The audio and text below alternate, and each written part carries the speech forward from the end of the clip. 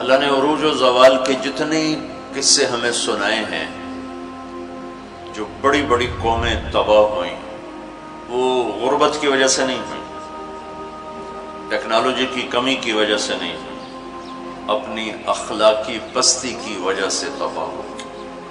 أَلَمْ تَرَ كَيْفَ فَعَلَ رَبُّكَ بِعَادٍ إِرَمَ ذَاتِ الْعِمَادِ الَّتِي لَمْ يُخْلَقْ مِثْلُهَا فِي الْبِلَادِ، یہ ایک قوم۔ وَثَمُودَ الَّذِينَ جَابُوا الصَّخْرَ بِالْوَادِ، یہ ایک دوسری قوم۔ وَفِرْعَوْنَ ذِي الْأَوْتَادِ، یہ ایک تیسری قوم۔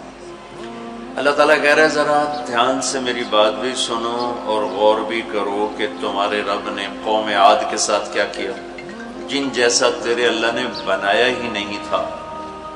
وہ دنیا میں اتنا طاقتور انسان اللہ نے نہیں پیدا کیا، جن کی اوسط، ہماری اوسط عمر 40 ہے، ان کی اوسط عمر تھی 300 سال، 300 سال، 600-500 سال وہ زندہ رہتے تھے، بوڑھے نہیں ہوتے تھے، بیمار نہیں ہوتے تھے، بال نہیں سفید ہوتے، یوں درخت کو پکڑ کے اکھاڑ دیتے تھے، ہاتھ سے پکڑ کے اکھاڑ دیتے تھے، اتنی طاقت اللہ تعالیٰ نے ان کو عطا فرمائی۔ اللہ تعالیٰ فرماتے ہیں یہ کیوں ہلاک ہو گئے؟ سخر علیہم 7 لیال و8 ایام حسوما فترى القوم فيها سرعا كأنهم اعجاز نخل خاویہ فهل ترى لهم من باقیہ۔ ایک اور آیت میں نے ساتھ شامل کی کہ اللہ تعالیٰ فرماتے ہیں وہ نافرمان ہوئے، ان میں طاقت کی کمی نہیں تھی، نافرمان ہوئے، سرکش ہوئے، آوارہ ہو گئے، اللہ کو بھی للکارا اور انسانی اخلاق کا دامن بھی تار تار کیا۔ تو اللہ نے کہا میں نے ان پر ایک ہوا چھوڑی، وہ کہتے تھے من اشد منا قوة، کوئی ہم سے طاقتور ہے تو اس سے ہمیں ڈراؤ۔ ان کے نبی تھے ہود علیہ السلام، وہ کہتے کوئی ہم سے طاقتور ہے تو ڈراؤ، ہمیں کس سے ڈراتے؟ من اشد منا قوة، کوئی ہے ہم سے زیادہ طاقتور؟ تو اللہ نے جواب دیا اولم یروا ان الذی خلقهم هو اشد منهم قوة وكانوا بآیاتنا یجحدون۔ میرے نبی ہود ابھی نے بتائیں کہ جس اللہ نے تمہیں نطفے سے اتنا بڑا انسان بنایا ہے نا، وہ تم سے زیادہ طاقتور ہے۔ اللہ تو نظر نہیں آ رہا، لہٰذا وہ کہتے ہے ہی کوئی نہیں، ساڑھے جائے ہے ہی کوئی نہیں، کوئی دکھاؤ۔ جب وہ اکڑتے ہی گئے تو اللہ نے ایک ہوا چھوڑ دی، 7 لیال و8 ایام، 7 راتیں اور 8 دن۔ اور اس کائنات کی سب سے طاقتور مخلوق ہوا ہے، سب سے طاقتور۔ جب اللہ تعالیٰ نے زمین پیدا کی تو یہ امبیلنس تھی، تو اللہ تعالیٰ نے پہاڑ گاڑے تو بیلنس ہو گئی۔ فرشتوں نے کہا یا اللہ پہاڑ سے کوئی طاقتور مخلوق ہے؟ تو اللہ نے کہا لوہا، کاٹ دیتے۔ تو فرشتوں نے پوچھا یا اللہ لوہے سے طاقتور کوئی مخلوق ہے؟ تو اللہ نے فرمایا آگ ہے جو اسے پگھلا دیتی۔ تو فرشتوں نے پوچھا یا اللہ آگ سے طاقتور کوئی مخلوق ہے؟ تو اللہ نے فرمایا پانی جو اسے بجھا دیتا ہے۔ فرشتوں نے پوچھا یا اللہ پانی سے طاقتور کوئی مخلوق ہے؟ تو اللہ نے فرمایا ہوا ہے جو اسے بخارات بنا کے اڑا دیتی۔ تو ہوا اس کائنات کی اللہ نے سب سے طاقتور مخلوق بتائی ہے۔ اب عجب بات بتاؤں، فرشتوں نے پوچھا یا اللہ ہوا سے بھی طاقتور کوئی چیز ہے؟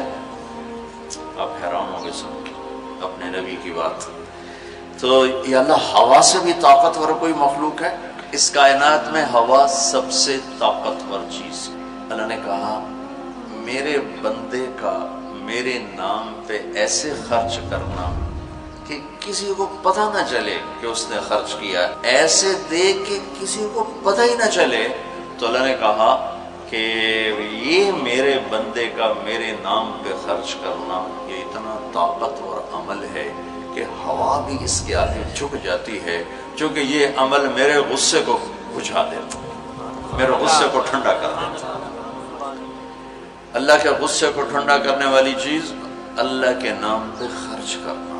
مسلمان کنجوس نہیں ہوتا، بخیل نہیں ہوتا۔ تم لوگ کمال سمجھتے دوسرے کی جیب سے کھانا، کیونکہ ہم اس دور سے گزرے، دوسرے کی جیب سے کھانا۔ اور اللہ تعالیٰ کمال دیکھتا ہے کہ اپنی جیب سے کھلا، خود بھوکا رہ کے اوروں کو کھلا۔ ایک دفعہ شیطان ملا کسی عابد کو، تو اس نے کہا آج جو پوچھو گے نا سچ بتاؤں. شیطان نے کہا اچھا ایک بتا دے تیرے یار کتنے, تیرے دوست کتنے؟ کہنے لگا 3. کون؟ ایک جو غصے والا, غصہ تو سب میں ہے, جس کو غصے پہ کنٹرول نہ ہو, پھٹ جاتا ہو پھٹ جاتا ہو پھٹ جاتا ہو. غصہ سب کو آتا ہے, کھوتے نو غصہ آ جاتا ہے انسان تو انسان. غصہ آنا نیچرل ہے, نہ آئے تو پریشانی کی بات ہے. غصے کو پینا نہیں, برداشت نہ کرنا, اس سے معاشرہ ٹوٹتا ہے. تو اس نے کہا غصے والا بڑا اچھا میرا یار ہے پکا. دوسرا نشہ کرنے والا, شراب پینے والا میرا بڑا گھاٹا یار ہے. اور تیسرا بخیل کنجوس میرا بڑا یار ہے.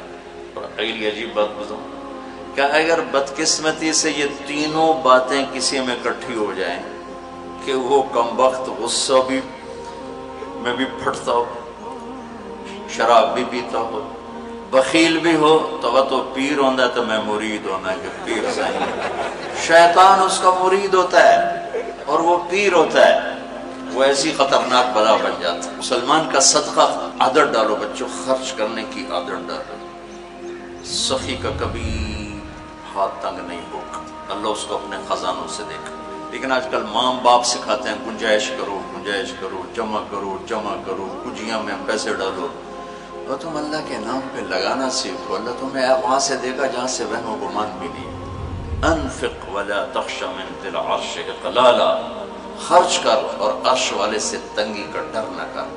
اس مراد فضول خرچی نہیں, اللہ کے بندوں پہ خرچ کرنا, ضرورت مندوں پہ خرچ کرنا. تو اللہ کے نام پہ صدقہ اس کائنات کی سب سے طاقتور چیز, جو کہ ہوا کو بھی سے اوپر اللہ نے بیان کیا, اور اللہ نے کہا یہ تیرے رب کے غصے کو بجھا ٹھنڈا کر دیتی. اللہ نے ہوا چھوڑی اور اس قوم کو تہس نہس کر دیا. ان کے قد ہوتے تھے 50 فٹ 60 فٹ 40 فٹ کے قد ہوتے تھے, تو ہوا نے ان کو ایسے اٹھایا, بگولا چلتا رہا ایسے, تو آپس میں ان کے سر ٹکراتے تھے, ٹھا ٹھا ٹھا ٹھا ٹھا ٹھا, یہاں تک ان کی کھوپڑیاں پھٹ گئیں, ان کے دماغ نکل گئے. پھر انہوں نے پٹک کے زمین پر مارا, دھڑ الگ ہو گئے, سر الگ ہو گئے.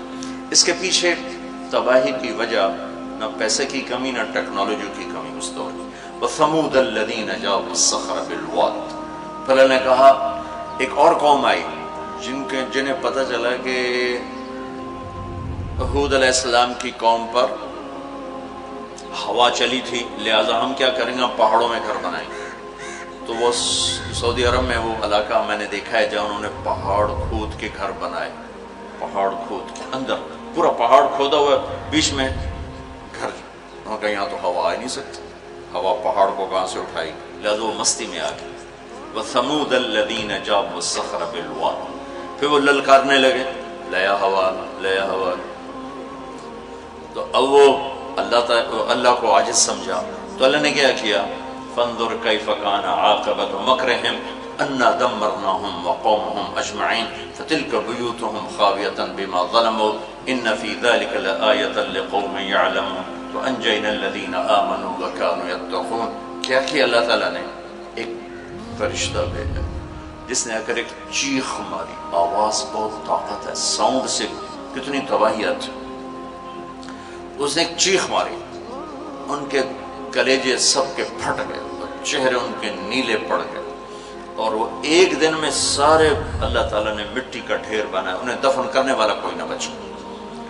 یہ کیسے تباہ ہوئے؟ ان کی تباہی کے پیچھے نہ ٹیکنالوجی کی کمی ہے نہ طاقت کی کمی. ایک تیسری قوم, وَفِرْعَوْنَ ذِي الْأَوْتَادِ, فرعون جو اس زمانے کا اتنا بڑا بادشاہ تھا کہ انسانی تاریخ میں صرف ایک انسان پیدا ہوا ہے جس نے کہا میں رب ہوں. یہ بات دنیا میں کسی نے نہیں کی. سجدہ تو مسلمان بادشاہ بھی کرواتے تھے, یہ مغلوں کو سجدے ہوتے تھے, یہ ہمارے مغلیہ بادشاہ تھے, اورنگزیب نے آ کر اسے ختم کیا. تو سجدے تو مسلمان بادشاہوں کو بھی ہوتے رہے اور کافروں کو بھی ہوتے رہے, لیکن میں ہی رب ہوں یہ بات ایک انسان نے کی, وہ ہے فرعون.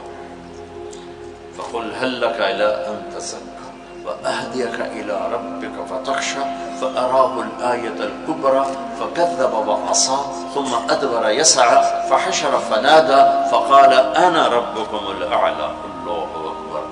کہنے لگا میں سب سے بڑا رب ہوں, یہ صرف ایک انسان کا دعویٰ ہے۔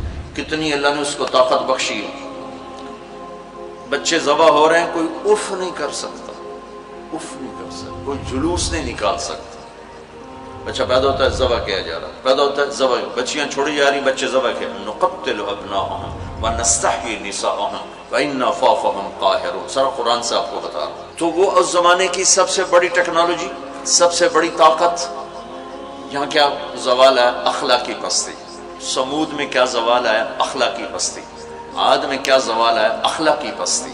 کسی قوم کا سب سے بڑا سرمایہ اس کے اخلاق ہوتے ہیں۔ ٹیکنالوجی ثانوی چیز ہے، سونے چاندی کی کانیں، تیل کے خزانے، یہ دوسرے نمبر کی چیز ہے۔ سب سے پہلا سرمایہ وہ آپ میری جو نسل ہو، وہ آپ کے عالی اخلاق، آپ کا اچھا کردار، آپ کی حیا والی زندگی، آپ کی کردار والی زندگی، یہ میرے ملک کا سب سے بڑا سرمایہ ہے۔ اگر میری نسل کے اخلاق بگڑ گئے، حیا کی چادر تار تار ہو گئی اور ناشگانہ زندگی میں داخل ہو گیا اور وہ ثقافت بن گئی، تہذیب بن گئی، تو اس قوم کے ہلاک ہونے کو کوئی نہیں بچا سکتا کہ آسمان والے کا فیصلہ اترتا ہے۔ جب آسمان والا فیصلہ کرتا ہے تو زمین کی ٹیکنالوجی اسے بچا نہیں سکتی۔ فرعون نے بھی کہا، قوموں نے فاتنا بما تعدنا ان کنت من الصادقین، نوح علیہ السلام کی قوم نے کہا نوح علیہ السلام سے، لاؤ کدھر ہے تیرے رب کا عذاب، فاتنا لے کے آؤ، کدھر ہے تیرے رب کا عذاب، انما یاتیکم بہ اللہ ان شاء وما انتم بمعجزین، اللہ جب لائے گا تو پھر تم کچھ کر نہیں سکو گے۔ ایک تندور سے پانی نکالا اور ساری نسل کو اللہ نے پانی میں بہا دیا، ساری نسل۔ تو میں آپ کے سامنے اپنی بات کو مدلل کر رہا ہوں قرآن پاک سے کہ قوموں کے زوال اور عروج کا تعلق ٹیکنالوجی سے تھوڑا ہے اور اخلاقیات سے زیادہ ہے۔ اخلاقی پستی کسی بھی قوم کے زوال کا سب سے بڑا سبب ہے، اخلاقی بلندی کسی بھی قوم کے عروج کا سب سے بڑا سبب ہے۔ فرعون نے بچے ذبح کیے، بچیوں کو چھوڑا، عبرت کا نشان بنا دیا لوگ۔ سولی سب سے پہلے اس نے ایجاد کی، اور پھر میرے رب نے فَأَخَذْنَاهُ وَجُنُودَهُ فَنَبَذْنَاهُمْ فِي الْيَمِّ، آگے سمندر، پیچھے فرعون، بیچ میں موسیٰ علیہ السلام کی قوم، تو کہنے لگے مروا دیا موسیٰ، مروا دیا، تو آگے سمندر پیچھے فرعون، اگا جاؤ تو پانی پچھو تو فرعون دا سوٹا ان کی دے جا گیا۔ تو موسیٰ علیہ السلام نے کہا کلا، ڈرو نہیں، ان معی ربی۔ آپ کو عجب تقابل کر کے دکھاؤں، موسیٰ علیہ السلام 40 سال رہے اپنے قوم کے ساتھ، 2 نبی، ایک موسیٰ ایک ہارون، اور اپنا سب کچھ قربان کیا۔ جب آگے سمندر دیکھا، پیچھے فرعون دیکھا، تو انہیں نہ موسیٰ یاد رہے نہ ہارون یاد رہے، انہیں اپنے پڑ گئے، انا لمدرکون، موسیٰ مروا دیتا ہی سانو، یا آپ ہمارے رسول ہیں، آپ ہمارے نبی، آپ کا کیا بنے گا، کوئی فکر نہیں، ہارون کا کیا، سانو اپنی پہ گئے، ان مروا دیا تو انہیں موسیٰ، تو انہوں نے کہا کلا ان معی ربی سیہدین، ہرگز نہیں، میرا اللہ میرے ساتھ ہے، مجھے راستہ دکھائے گا۔ لیکن کلا میں ایک اشارہ ہے کہ پھر تو مرنا ہی چاہیے، یا تو فرعون مارے یا تو پانی مارے، لیکن چونکہ میرا اللہ میرے ساتھ ہے تو انشاءاللہ مجھے راستہ ملے گا، تمہیں بھی مل جائے گا، میری تو فیض تمہیں بھی مل جائے گا۔ تو جب وہ بالکل قریب آ گیا تو اللہ نے کہا فضرب بعصاک البحر، لاٹھی مار۔ لاٹھی اللہ نے فرعون کے لشکر پہ نہیں مروائی، عجیب بات ہے، کہ پانی پہ لاٹھی مار، بالکل عقل کے خلاف، پانی پہ لاٹھی مار۔ موسیٰ علیہ السلام نے یہ نہیں پوچھا یا اللہ اب پانی تے سوٹے مارن دا کی مطلب، فرعون دے سرج مروا، کہا نہیں ادھر مار۔ فانفلق البحر فکان کل فرق کالطود العظیم، میرے رب کی قدرت، ایک دم اس لاٹھی سے ٹھوٹے مارتا سمندر 12 راستوں میں تبدیل ہو گیا، اور سارا پانی ایسے سیمنٹ کی دیوار بن کے کھڑا ہو، ایسے کوئی جنبش نہیں، اور 12 قبیلے تھے، 12، تو ہر قبیلہ ایک راستے پہ پانی میں انٹر ہو گیا، بڑی بڑی دیواریں۔ اب ان کو پریشانی شروع ہو گئی کہ پتہ نہیں نال دینا کی حال ہے، تو اللہ تعالیٰ نے پانی کو ٹرانسپیرنٹ کر دیا، یا پہلے ہوتا ہے لیکن نظر نہیں آتا نا، تھک ہو، تو اللہ تعالیٰ نے دکھانا شروع کر دیا، وہ جا رہا ہے، وہ جا رہا ہے، وہ جا رہا ہے، سب جا رہے ہیں، جا رہے ہیں، جا رہے ہیں۔ سب پار نکل گیا تو فرعون کنارے پر آ گیا، انٹر ہوا، اس کے ساتھ اس کا لشکر انٹر ہوا، تو اللہ نے پانی کو حکم دیا تو پانی دوبارہ حرکت میں آیا اور سارا لشکر اس کے اندر ڈوبا، غرق ہوا۔ کہنے لگے ہمیں اعتبار نہیں، دکھاؤ واقعی مر گیا ہے۔ پانی کی موج نے اٹھایا اور باہر پھینک دیا۔ موت کو دیکھ کے نبی بھول گیا 40 سال جنہوں نے محنت کی۔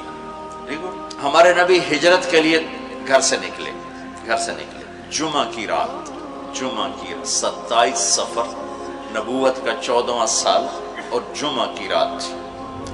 تو ابو بکر رضی اللہ تعالیٰ عنہ نے عرض کی، یا رسول اللہ میں نے ایک غار ڈھونڈا ہوا ہے، وہاں چل کے چھپتے ہیں، پھر جب ہماری طلب کوئی مدھم ہو جائے گی پھر ہم نکلیں گے۔ چلو اب کبھی آگے چلیں کبھی پیچھے، کبھی ہمارے نبی کے آگے ہوں کبھی پیچھے ہوں، کبھی آگے ہوں کبھی پیچھے ہوں۔ تو آپ نے فرمایا کہ ابو بکر یہ کیا کرو، کبھی آگے کبھی پیچھے، کبھی آگے کبھی پیچھے۔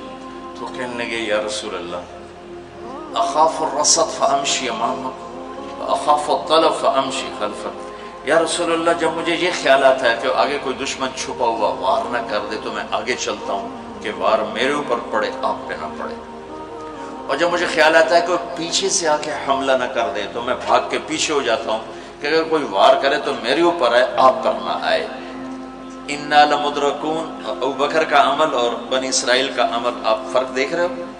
اگلے دن اچھا ہمارے نبی پنجوں پہ چل رہے تھے، پنجوں پہ، پورا پاؤں نہیں کہ اس زمانے میں کھوجی، جب تک کچی سڑکیں تھی یہ علم تھا، خود ہمارے گاؤں میں کھوجی تھے، کچی سڑکوں پہ پاؤں کے نشان پر چلتے چلتے سینکڑوں میل چلے جاتے تھے۔ ہمارے دادا کے اونٹ چوری ہوئے ڈیرہ غازی خان، چوری ہونا کوئی بڑی بات نہیں تھی، بےزتی سمجھی جاتی تھی اس زمانے میں، فلانے سردار دی چوری ہو گئی، تو وہ کھوجی کو لے کر چلے میاں چنو کے پاس ہمارا گاؤں ہے، وہاں سے چلتے چلتے ڈیرہ غازی خان سے چوٹی پہنچے، پاؤں کا نشان دیکھتے دیکھتے، اور وہاں سے اپنے اونٹ لے کر واپس آئے۔ تو میرے نبی پنجوں پر چل رہے تھے کہ قدم کا نشان نہ پڑے، لہذا جب آپ پہاڑ کے قریب پہنچے، یوں سیدھا پہاڑ ہے بالکل قارس، اور ایسے جب آپ چڑھنے لگے تو انگلیاں اتنی درد کرنے لگیں کہ آپ سے چڑھا نہیں گیا۔ تو ابو بکر رضی اللہ تعالیٰ عنہ نے آپ کو کمر پہ بٹھایا اور کمر پہ بٹھا کے اس پہاڑ کو اوپر لے کر کے، کبھی اللہ آپ کو لے جائے تو آپ دیکھنا کتنا وہ اوکھا پہاڑ ہے جس پر ابو بکر اوپر لے کر گئے۔ پھر آپ کو باہر بٹھایا، کہا اب باہر بیٹھیں، خود اندر تشریف لے گئے۔ اندھیرا تھا تو ٹٹول کے سوراخ بند کرنے شروع کیے، روڑے پتھر اس سے۔ اب سوراخ باقی تھے اور روڑے ختم ہو گئے، تو اپنی پگڑی اتاری اور اس کو پھاڑ کے سوراخ بند کیے۔ پھر بھی سوراخ باقی تھے تو کرتا اتارا اور اس کو پھاڑ کے سوراخ بند کیے۔ پھر ایک سوراخ باقی رہ گیا، وہ جس میں سانپ تھا، اس کے اوپر اپنی ایڑی کو رکھ دیا۔ پھر عرض کی یا رسول اللہ آپ تشریف لائیں۔ آپ کو اندھیرے میں پتہ نہیں چلا کہ ابو بکر کے نہ پگڑی ہے اور نہ کرتا ہے۔ جب تھوڑی روشنی ہوئی، صبح صادق ہوئی، روشنی ہوئی تو دیکھا ابو بکر کے نہ کرتا نہ پگڑی۔ تو آپ نے کہا ابو بکر تیرا کرتا تیری پگڑی؟ کہ یا رسول اللہ آپ یہ دیکھ رہے ہیں یہ سارے سوراخ تھے، مجھے خیال ہوا کوئی چیز آپ کو تکلیف نہ پہنچائے تو میں نے یہ سارے بند کر دیے۔ تو اس پر ایک دم میرے نبی کی آنکھیں بھر آئیں اور اب بے ساختہ روئے اور ہاتھ اٹھا کر رکھا، یا اللہ میں ابو بکر سے راضی ہوں، تو بھی اس سے راضی ہو جا اور اسے جنت میں میرا ساتھی بنا دے۔ تو فوراً جبریل آئے اور عرض کی یا رسول اللہ تعالیٰ فرما رہے ہیں کہ ہم ابو بکر سے راضی ہیں، وہ جنت میں آپ کا ساتھی بنانے کی بشارت دیتے ہیں۔ بنو اسرائیل کہہ رہے ہیں مروا دیا، اور ابو بکر کیا کر رہے ہیں آپ کو تقابل کر کے بتا۔ پھر اگلے دن قریش کا کھوجی صرف انگلیوں کو پہچانتا غار سور کی طرف چل پڑا۔ جب وہ چلے تو میرے رب کا غیبی نظام حرکت میں آیا۔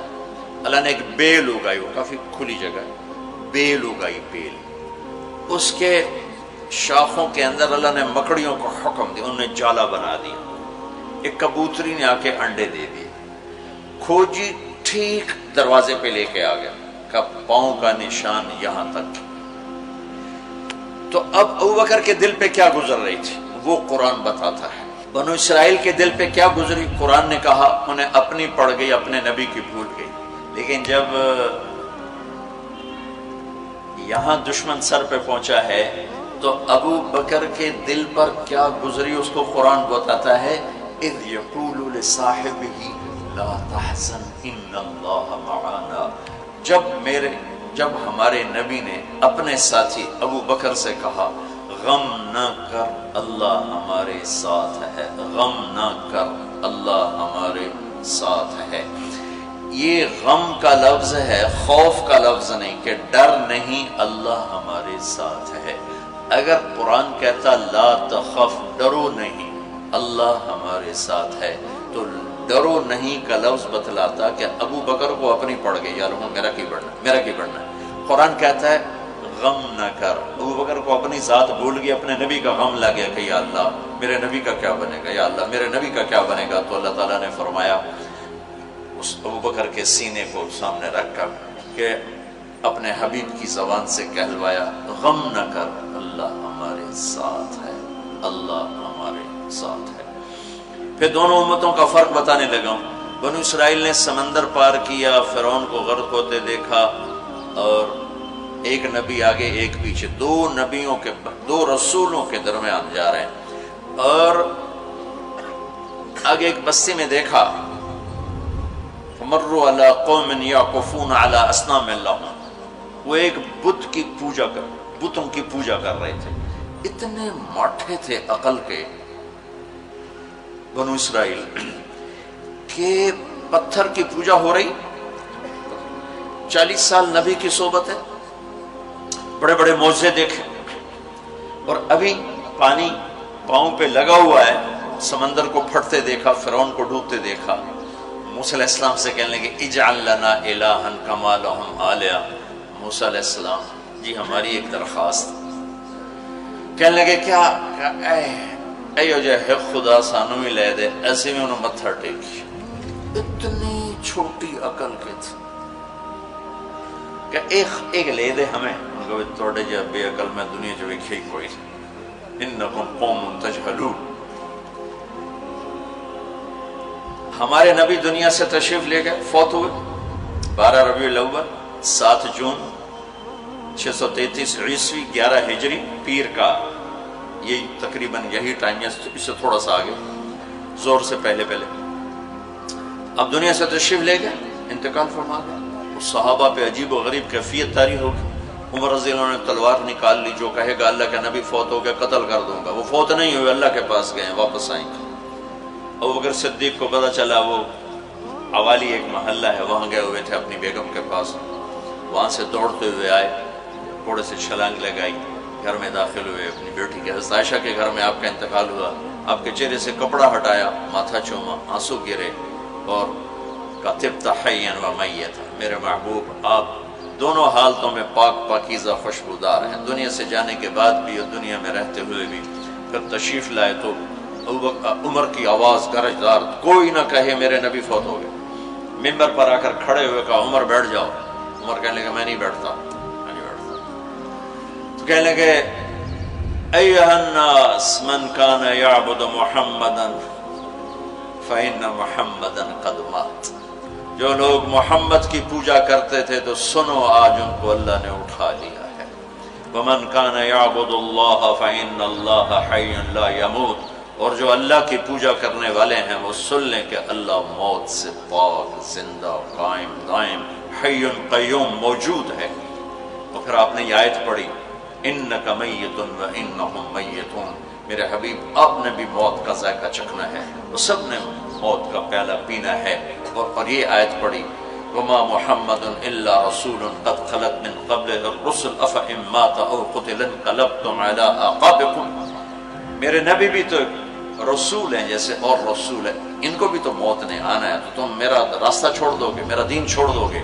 تو عمر رضی اللہ تعالیٰ عنہ فرماتے ہیں میری ٹانگوں سے جان نکل گئی، چونکہ مجھے پتہ چل گیا کہ آپ فوت ہو گئے ہیں، تو میں یوں نیچے گرا، سیدھا ایسے اسٹریٹ نیچے گرا کہ مجھے یوں لگا جیسے یہ قرآن آج اترا ہے، جیسے یہ قرآن آج اترا ہے۔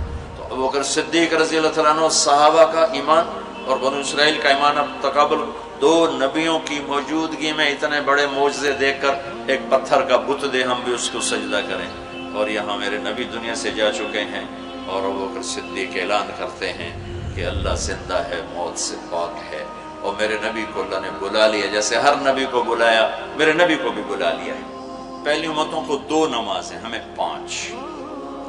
پہلی امتوں کی مسجد کوئی نہیں، ہماری مسجد۔ پہلی امتوں کی اذان کوئی نہیں، ہمیں اذان دی۔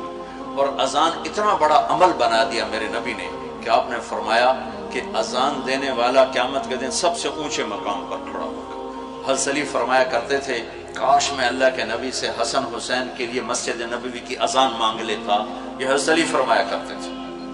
اور جنگ قادسیہ میں مؤذن زخمی ہو گیا تو اذان دینے کے شوق میں سردار آپس میں الجھ گئے، کہتا میں دوں گا، کہتا میں دوں گا۔ پھر قرہ اندازی ہوئی جس کا نام نکلا اس نے اذان دی۔ حضرت عمر فرمایا کرتے تھے اگر میں امیر المومنین میں ہوتا، اگر میں خلیفہ وقت نہ ہوتا تو میں مسجد نبوی کا مؤذن بننا پسند کرتا۔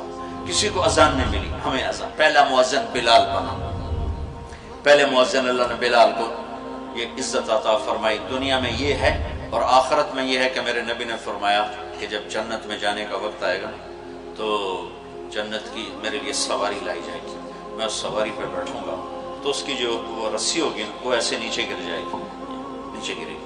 اس رسی کے یعنی اس کی جو لگام ہوتی ہے وہ نیچے گرنے کا مطلب ہے یہ ایسے نیچے گر گئی۔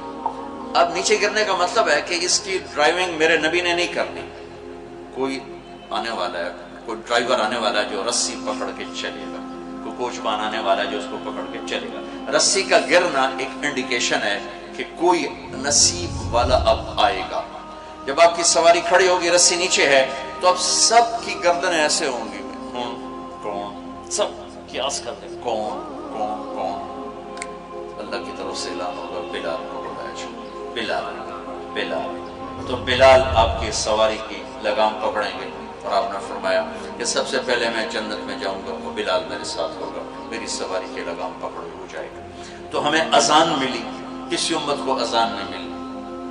ہمیں 5 نمازیں ملی، کسی امت کو نمازیں 2 نمازیں، ایک فجر کی 2 رکعت، عصر کی 2 رکعت۔ باجماعت نہیں، ان کو اپنی کتاب یاد نہیں، ہمیں قرآن یاد ہے۔ میرے مدرسے میں ایک بچہ اب ماشاءاللہ امریکہ میں وہ پڑھا رہا ہے، اس نے 30 دن میں قرآن یاد کیا۔ صبح یاد کرتا تھا، شام کو تراویح میں سناتا تھا۔ میرے مدرسے کا بچہ صبح بیٹھ کے مغرب تک پورا سپارہ یاد کر کے اور عشاء کو تراویح میں سنا دیتا تھا۔ اللہ نے میں ایسا قرآن دے دیا کہ 1 مہینے میں بھی یاد ہو جاتا ہے۔ 3 دن میں بھی ایک بزرگ نے یاد کیا، 3 دن میں قرآن یاد کیا۔ اللہ نے ہمیں قرآن کی دولت عطا فرمائی، پڑھنے کے لیے 5 نمازیں عطا فرمائی، تہجد کی نماز عطا فرمائی، اوابین کی نماز دی، اشراق کی نماز دی، چاشت کی نماز دی۔ نماز کے کتنے دروازے کھول دی۔ اور میرے نبی کی آخری نصیحت تھی میری امت نماز نہ چھوڑنا، نماز نہ چھوڑنا، نماز نہ چھوڑنا۔ اللہ